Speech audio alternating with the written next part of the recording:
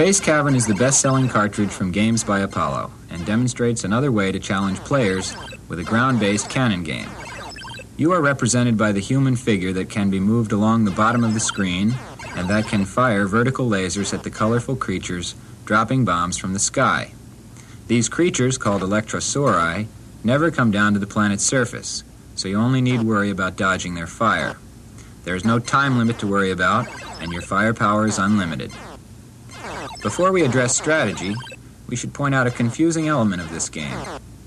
When an electrosauri is hit, a shadow or ghost of its former self falls below the horizon. Although unmentioned in the rulebook, this ghost is harmless and cannot be shot for points. It is purely for effect. However, one of the effects it achieves is confusion. With electrosauri and their ghosts on screen, it is sometimes difficult to tell exactly where a bomb is falling. So, if there's lots of activity directly over your man's head, move to one side, then dart back in for quick pot shots, and pick off the electrosauri one at a time.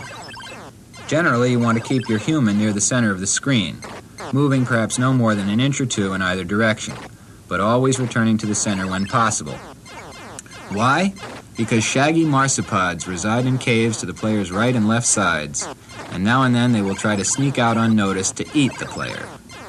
Marsupials cannot be avoided, they must be killed. To zap one coming from the right, simply move the joystick south. To zap one coming from the left, move the joystick north. The problem with marsupials is that once you get so caught up in the action overhead, you often fail to see them appear until it is too late.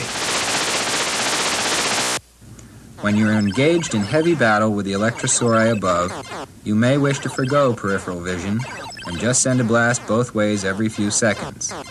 The blasts only interrupt your overhead firing very briefly. One final note on marsupials.